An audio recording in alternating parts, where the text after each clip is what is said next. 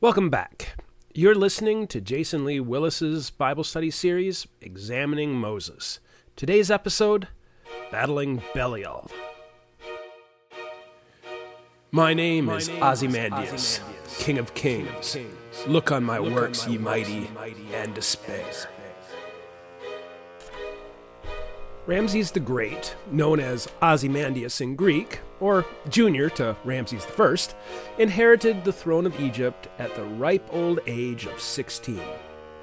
While not as young as King Tut, he was still pretty young.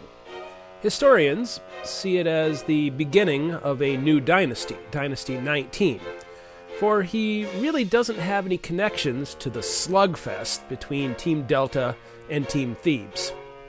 While he has a powerful lineage, he also descended from the hired help. The last bit of royal blood died with King Tut, who hired Horemheb, who hired Ramses I, who sired Seti, who sired Ramses the Great. He sits on a stolen throne. I'd like to give the kid the benefit of the doubt. After all, he had nothing to do with killing babies, enslaving the Hebrews, poisoning kings, killing suitors, or trying to assassinate Moses. When God gives Moses the all clear, it would be easy to believe the threat is over, and the throne will be receptive to the Hebrew plight. How can a 16-year-old be a monster? Ramses the Great is the greatest warrior, builder, and strategist in Egyptian history, according to, Ramses. Yep, I complained in chapter 1 that many sources of Egyptian history all come from the same era. Ramses celebrates his father and daughter with building projects, celebrates his own amazing conquests, and celebrates all things Egyptian. Celebrate. Ramses inherited a dynasty that was already strengthening its grasp all over Egypt. With Team Delta utterly destroyed, and Moses most likely dead, Team Thebes begins to build their own cities in the Delta, which would allow Ramses the Great to expand the Egyptian empire to its mightiest best. But what if Ramses was an insecure liar? Scientists have recently studied the DNA of Ramses' mummy and determined that his hair color would have been red, a ginger. As a descendant of the hired help, I think the fact that he doesn't look like a typical Egyptian might factor into his thoughts and actions. While it would be easy to cast aspersions upon his hair color, the mark of Cain, I think it simply supports a potentially insecure prince. His glorious defeat of the Hittites, insecurity. His birth name, Ra, is the one who bore him, Ramses, insecurity. His preferred name, Ozymandias, the Mot of Ra is powerful, insecurity. His long life and long rule, insecurity. His desecration of Amarna. Hold on, they're still breaking the statues? Yep. Ginger Mandius keeps flogging a dead horse. Does it promote nativism amongst the dark-haired Egyptians? Yep. Make Egypt great again. Still. Okay. The ghost of Nefertiti still haunts Egypt and Ginger Mandius. They won, but they won't let it go. This is why I like to see him as a rampantly insecure young man. God hardened his heart. I cannot get into a debate on fate and free will or the concept of predestination. My MSU English degree just can't handle something Luther and Erasmus couldn't settle. Yet, when we get to chapter 8 and the 10 plagues, we see it stated again and again that not only was Ginger Mandius's heart hardened, but that God caused it. This reminds me of another line from the Bible. John chapter 17, verse 12 reads, While I was with them in the world, I kept them in thy name. Those that thou gavest me, I have kept, and none of them is lost, but the son of perdition, that the scripture might be fulfilled. So the context. This is Jesus after the Last Supper. He's now back on the Mount of Olives and prepares his disciples, minus Judas, for the dark days ahead. During this moment, Jesus reflects on his mission coming to an end, including the creation of a church, to be started by the 11 disciples sitting around him.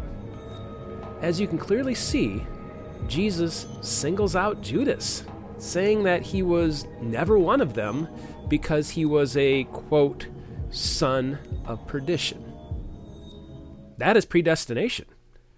Earlier, Jesus shows this when he says in John chapter 6, verse 70, Jesus answered them, "Have I not chosen you 12, and one of you is a devil?"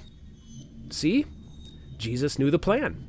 It turns out, whether known or unknown, that Judas was the son of perdition, who was not lost along the way. How is he not lost? He never belonged to Jesus in the first place. He was a son of perdition. I believe Ginger Mandius, otherwise known as Ramses the Great, is cut from a similar cloth as Judas. Yes, Horemheb was quite a villain.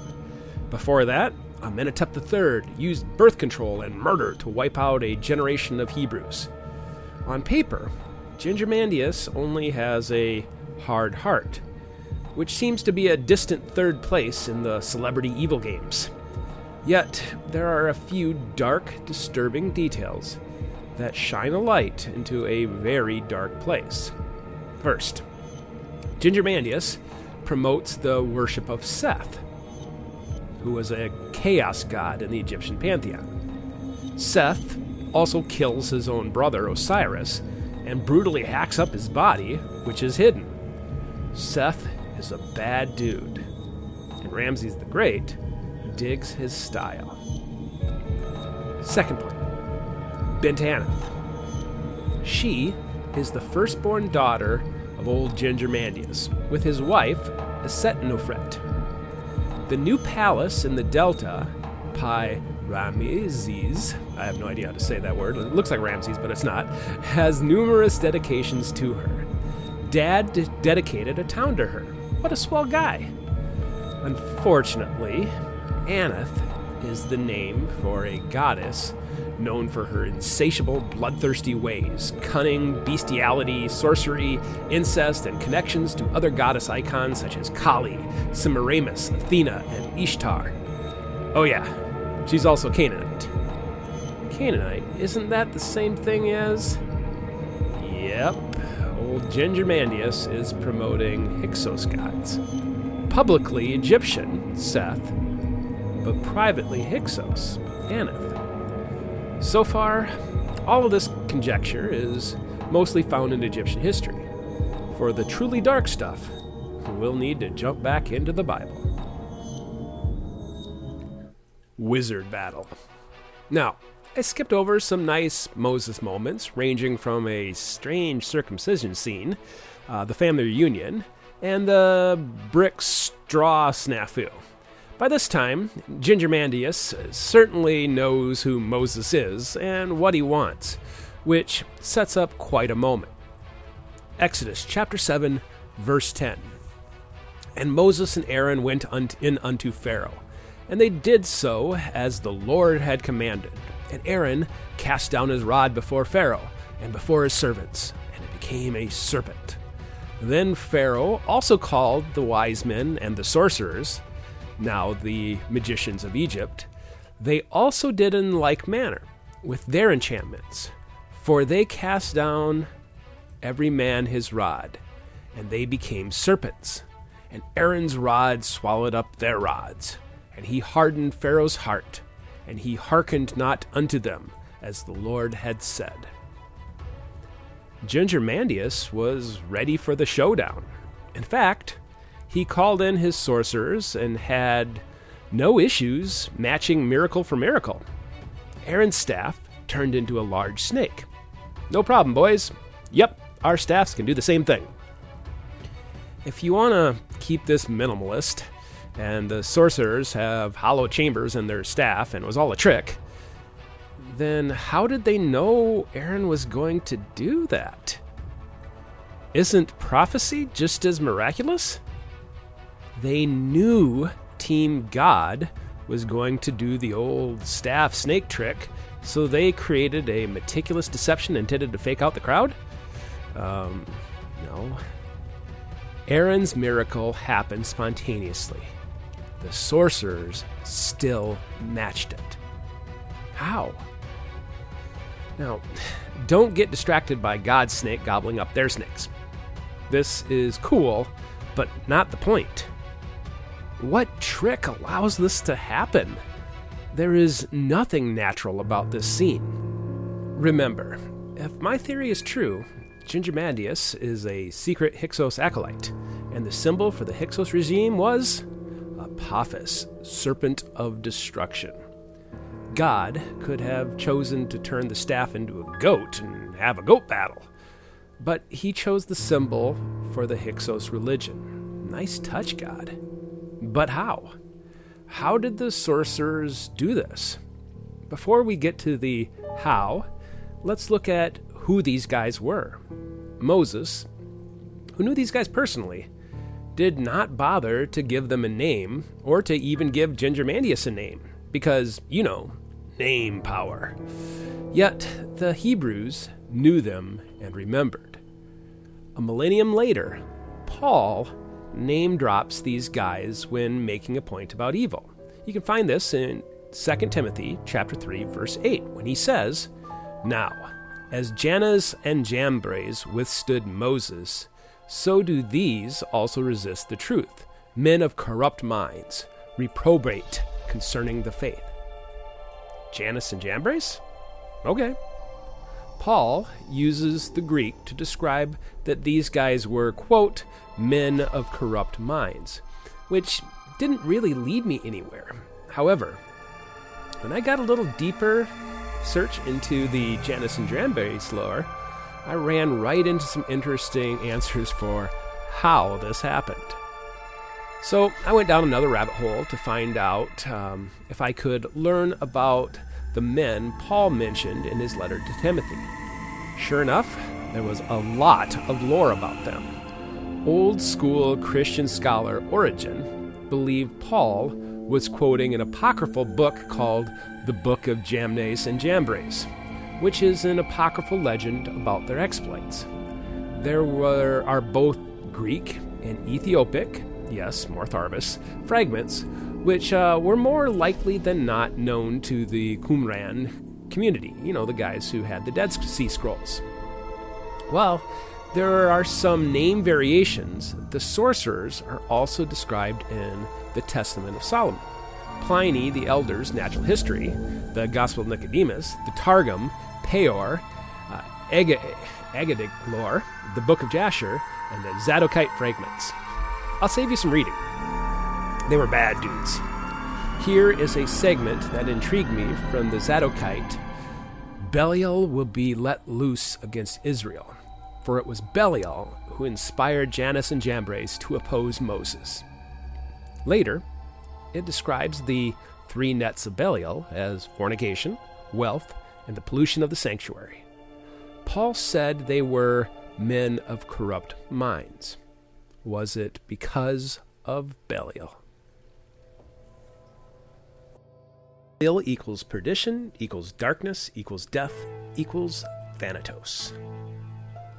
There's a famous quotation out there from Charles Baudelaire that says, "The greatest trick the devil ever played was convincing the world he didn't exist." I beg to differ.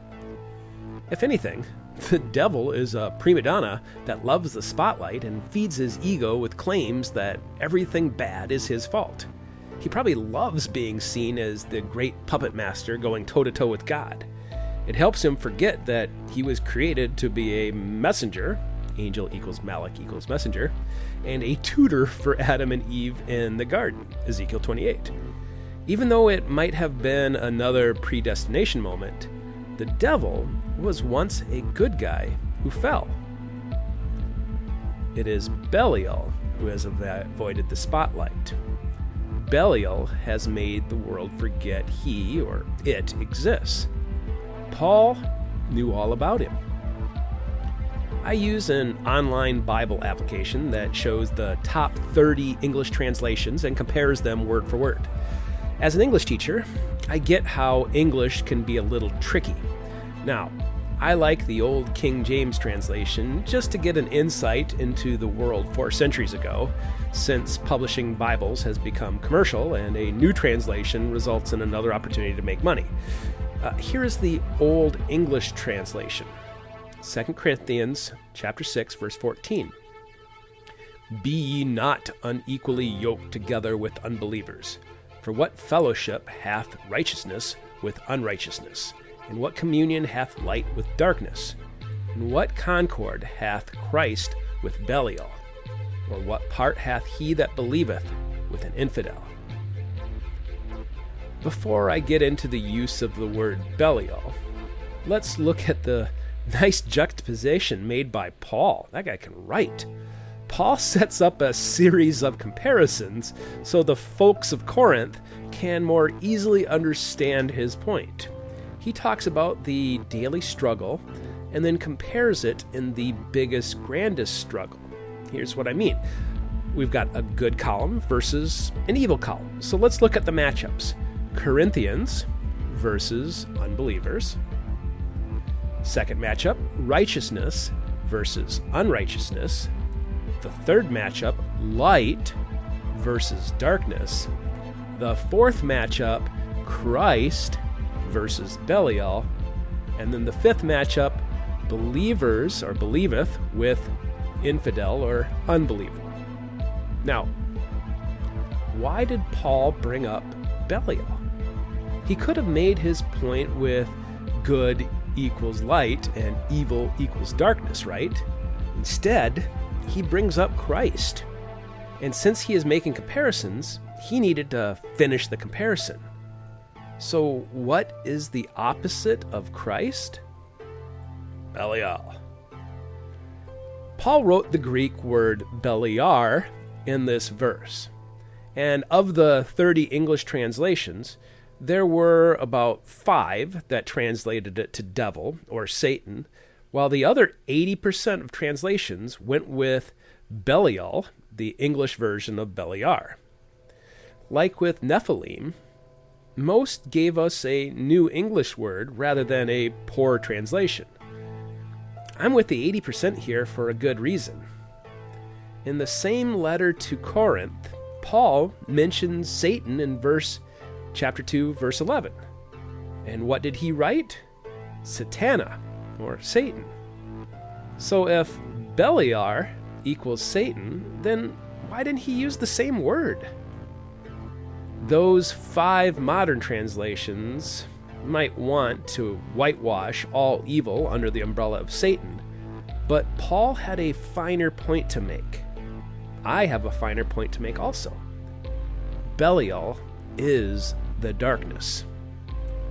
Let's go to St. John for a moment.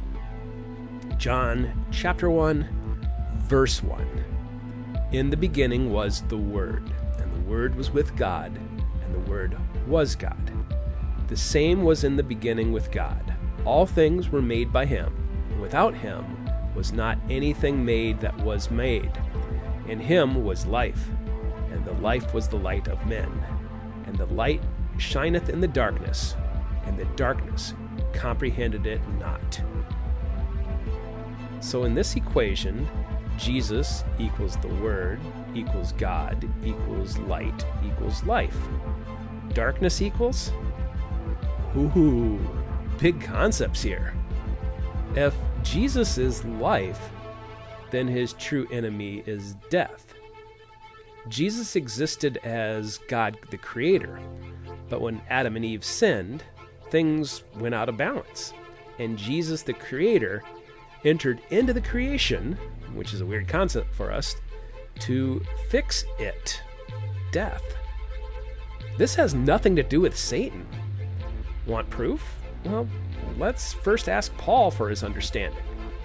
In 1 Corinthians chapter 15, verse 24, he writes, "Then cometh the end, when he shall have delivered up the kingdom to God, even the Father, when he shall have put down all rule and all authority and power. For he must reign till he hath put all enemies under his feet. The last enemy that shall be destroyed is death." Okay, so that wasn't super obvious. Jesus will defeat enemies. Enemies? Destroyed? That is some heavy personification used there. During the end, the last enemy to be destroyed is capital D, death? Still not clear on Belial, is it? Well, let's do a quick summary of the events in the book of Revelation.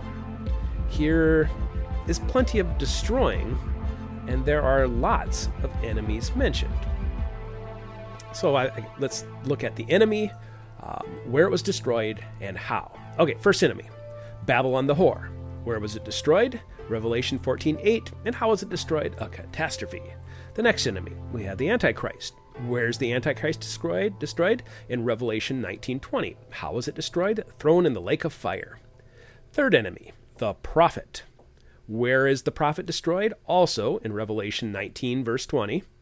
How is he destroyed? Thrown in the lake of fire. Bloop, bloop. Now, the next enemy is a little bit grander. The armies of Gog and Magog. Now, where are the armies of Gog and Magog destroyed? In Revelation chapter 20, verse 9. How? From fire coming out of heaven. Next enemy, we have Satan. Where and when is Satan destroyed? In Revelation 20, verse 10. How? Thrown in the lake of fire. Now, this is where the point gets interesting. The next enemy mentioned is Hades. Where is Hades destroyed? A few verses later, Revelation chapter 20, verse 14. How? Thrown in the lake of fire. And then the last enemy, death, also in chapter 20, 14, by thrown in the lake of fire. Now, this has nothing to do with Satan. Satan is not the penultimate enemy because it does not end with him. Paul previewed it. John prophesied it. The last enemy to be destroyed is death. Death will be thrown, just like a man or a dragon, into the lake of fire. It was Belial in the opening of John that could not comprehend the light of Jesus. Belial will be the last enemy in the book of Revelation thrown into the lake of fire. If Belial isn't on your radar, don't feel bad. He's been hidden right under your nose in the New Testament. Here are some Belial name drop moments and the context in which they are dropped. In Judges chapter 19, verse 22, it references the sons of Belial in a gang rape situation. In Deuteronomy chapter 13, verse 13, it brings up the children of Belial as the definition of abominations and apostates. In 1 Samuel chapter 2, verse 12, it brings up the sons of Belial as wicked sons who did not know God. In 1 Samuel chapter 25, 17, it brings up the son of Belial as a curse or a taunt. And in 2 Samuel chapter 20, verse 1, a man of Belial is a reference to a rebellious Benjamite. Now, many translations have dropped the word Belial in favor of words like rebel, scoundrel, or pervert. In fact, the name Belial has a bunch of fascinating and disturbing name implications. With just a different emphasis on a different syllable, it's like the name of God except written in the black speech of Mordor. Sorry, that was a Lord of the Rings reference. So here's what I'm talking about. Belial directly translates as may have no rising, which works if we're talking about the darkness, death, or the abyss. But Belial translates as worthless. Belial translates as yokeless, which is a free will, rebel meaning. Belial translates as never to rise, which also fits with the abyss. Belial translates as Lord of the Goats, which fits the inverted star pentagram, as well as Leviticus chapter 16:8 scapegoat called Azazel. We'll talk about him later. And then Belial translates as Lord of Pride, which fits both Satan and or his master. These 6 slight variations show how shows the complexity of this evil one, as well as the difficulty for the English translators to take an old school Hebrew word and update it to the English. Yet the translators all knew the lore behind the word when they translated the old Hebrew word. There is a good reason for the context, even in the last 4 centuries. Beyond Belial.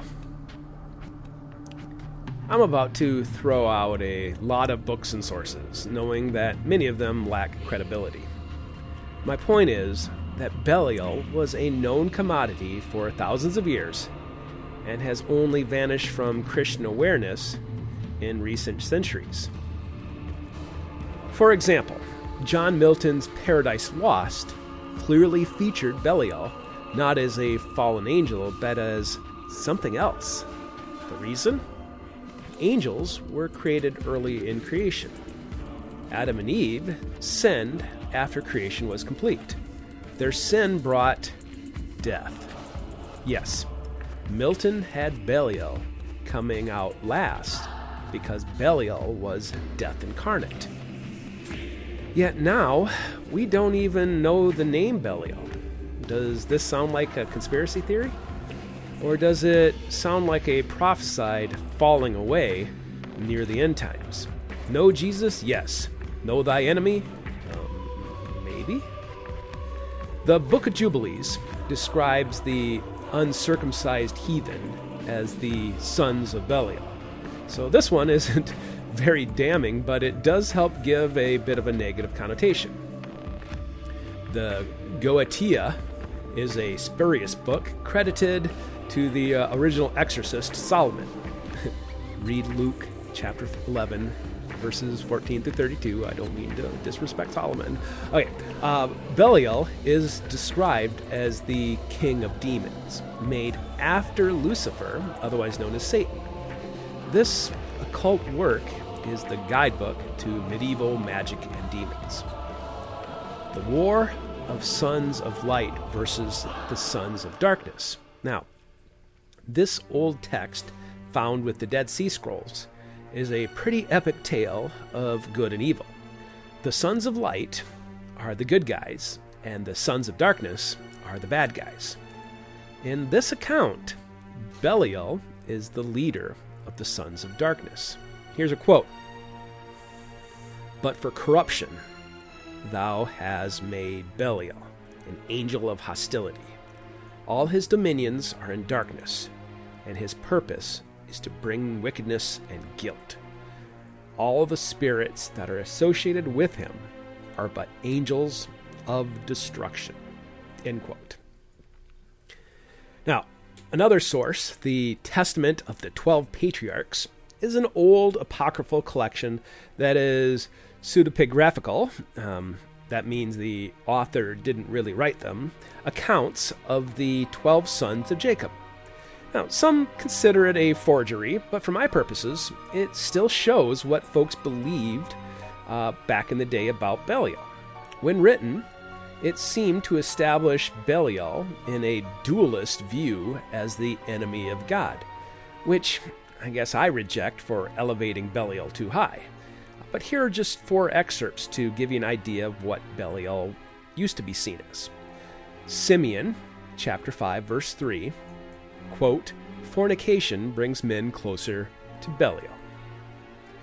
Levi, chapter 19, verse 1, choose between, quote, "works of God" versus, quote, "works of Belial."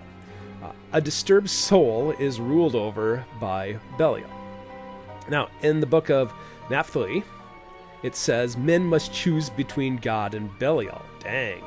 In the book of Joseph, it talks about how Egypt was in darkness with Belial after Exodus. When the Messiah comes, the angels will bind Belial and give his children the power to trample spirits. Check.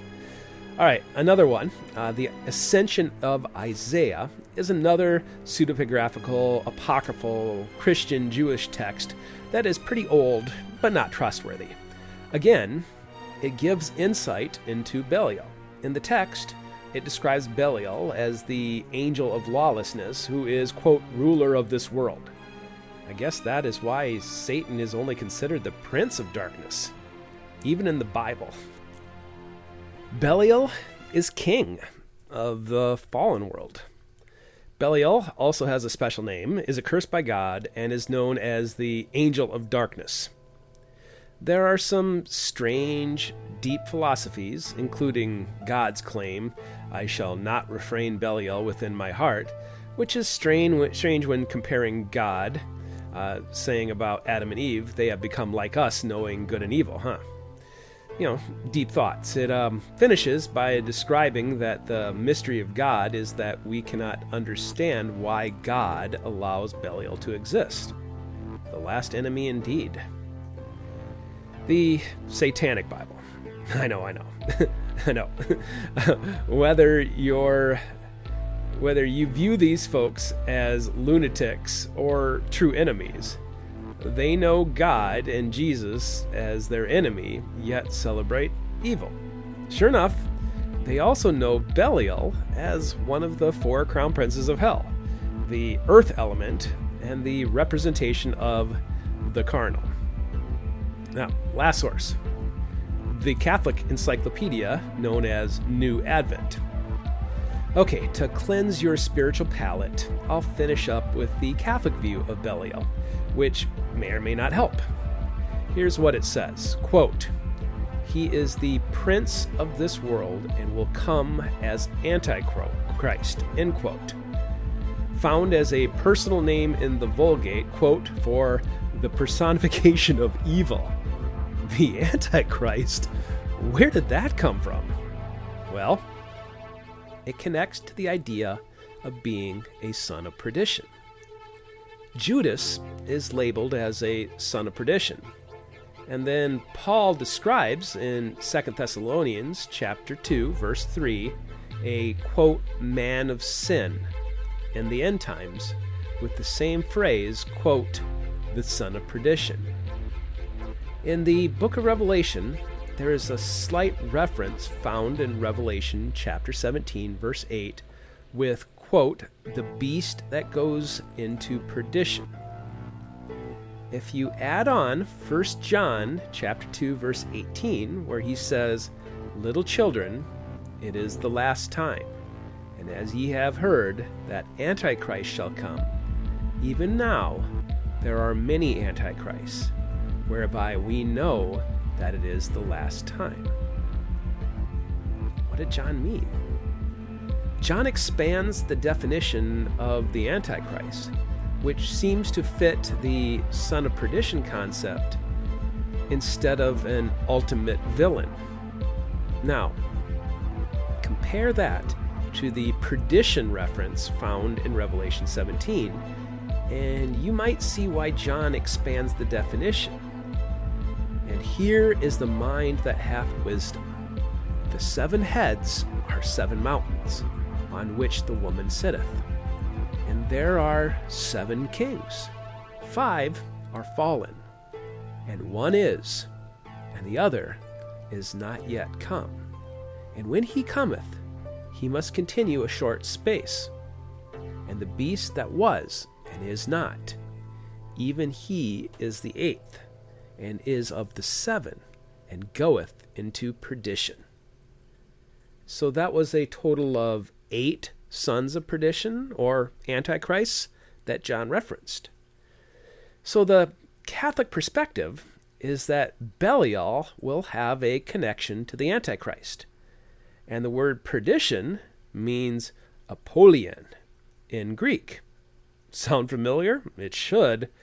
Revelation chapter 9, verse 11, has a personalized Greek name, Apollyon, which means the destroying one. And then it goes on to explain that in Hebrew, this word is Abaddon. As an English teacher, I would call one a common noun and the other a proper noun.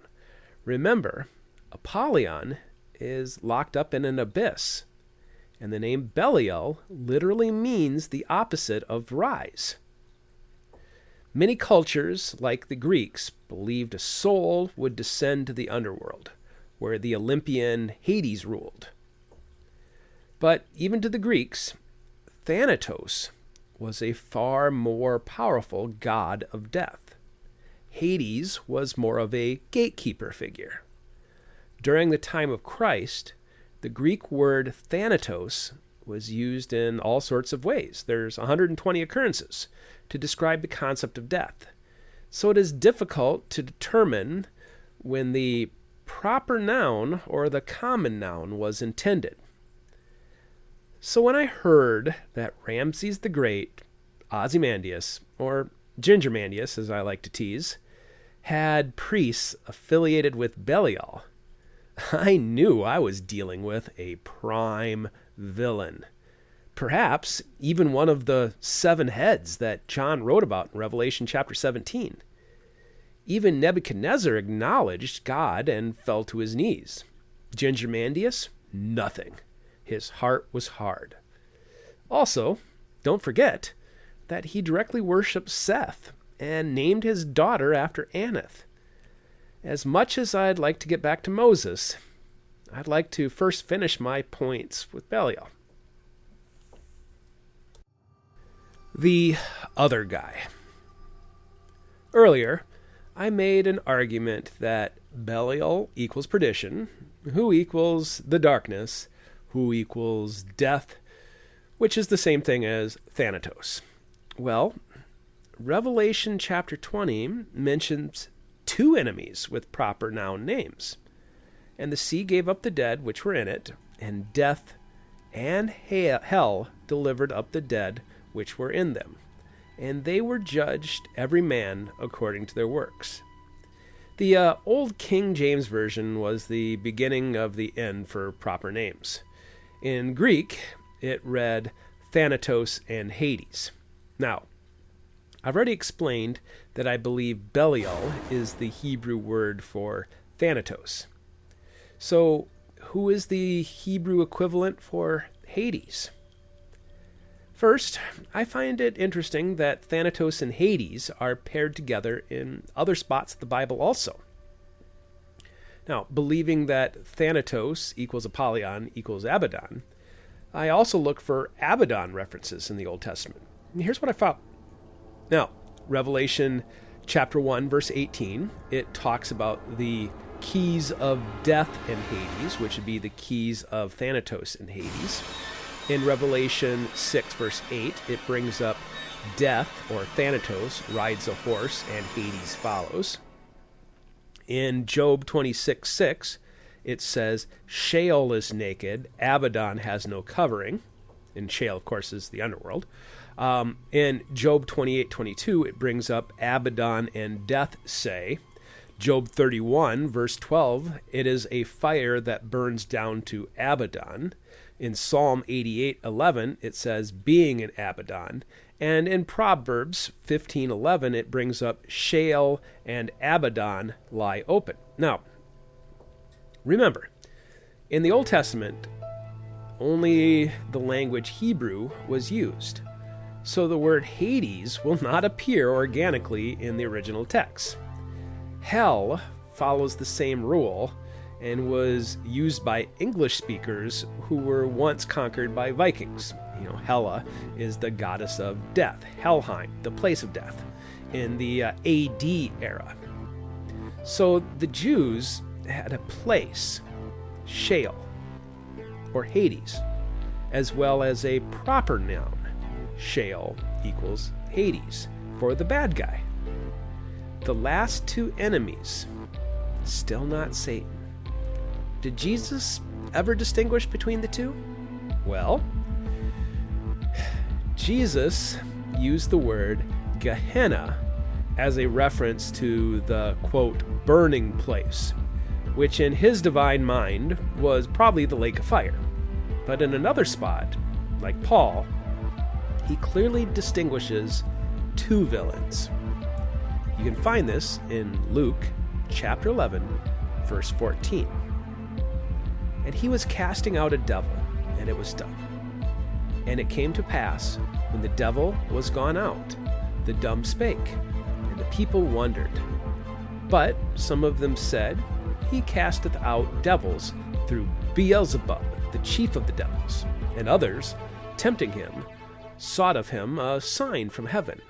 But he, knowing their thoughts, said unto them, Every kingdom divided against itself is brought to desolation, and a house divided against itself is a house that falleth. If Satan also be divided against himself, how shall his kingdom stand?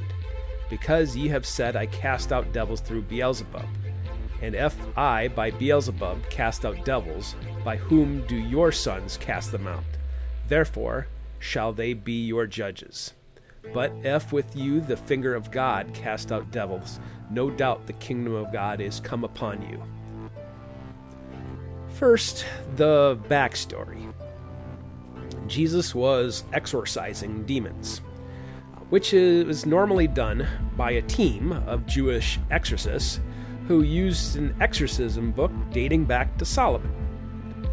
Not sure if this is from Solomon, but it's a real book. It's a real text. When Jesus just showed up and used his authority as the Son of God instead of the textbook, this upset the exorcists. They cried foul. And since Jesus didn't use the book, they assumed he was in league with the demons. Clear now? Second, Jesus' point.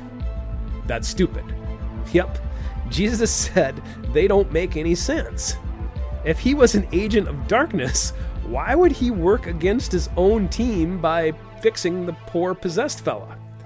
Then later, he goes on and mocks the Solomon exorcist by saying, chapter 11, verse 31, The queen of the south shall rise up in judgment with the men of this generation, and condemn them.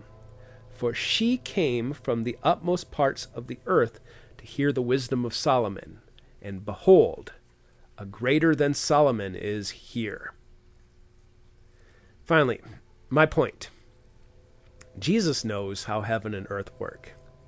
In his rebuke of the exorcists, he brings up two figures.